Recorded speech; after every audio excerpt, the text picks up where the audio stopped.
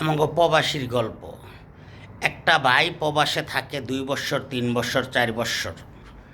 যাওয়ার পথে অনেকটাই বিব্রতকর পরিস্থিতি গড়তে হয় বিভিন্ন এয়ারপোর্টে। আমাদের প্রবাসীরা কি আপনাকে বাংলাদেশে রেমিটেন্স আমরা দেই না? আমরা প্রবাসীরা হয়েছে একটা যোদ্ধা।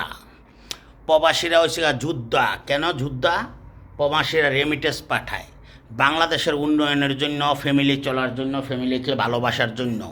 তাই বলতে চাই আমার সকল বন্ধুরা, সকল প্রবাসীকে বলতে চাই, আপনারা যেখানেই যাবেন, যেই কোনো পরিস্থিতি হোক, আপনারা সাথে সাথে একটা করে ভিডিও করে রাখবেন। ওই ভিডিওটা ফেসবুক পেজের ভিতরে ছাইড়া দিবেন, যেন সকল প্রবাসী সতর্ক হইতে পারে, দেখতে পারে।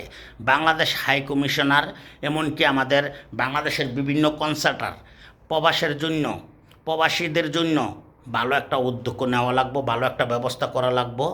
তার জন্য আপনারা সকল শ্রেণীর মানুষ, সরকারের পক্ষ থেকে আমরা বলতে চাই আমাদের সকল বন্ধুদেরকে যেন কোনো হয়রানি না হয়।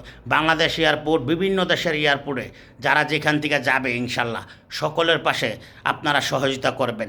প্রবাসীর যেন কোনো কষ্ট না হয়। অনেক কষ্ট করে 12 ঘন্টা ডিউটি, তারপরে খাওয়া দাওয়া, তারপরে রান্না বাড়া, তারপরেও বাংলাদেশের টাকাটা পাঠানোর জন্য, বাংলাদেশের উন্নতির জন্য আমরা চেষ্টা করি। তা আপনারা সবাই বাংলাদেশ থেকে প্রবাসের জন্য দোয়া করবেন। প্রবাসীকে সেলুট জানিয়ে আসসালামু আলাইকুম।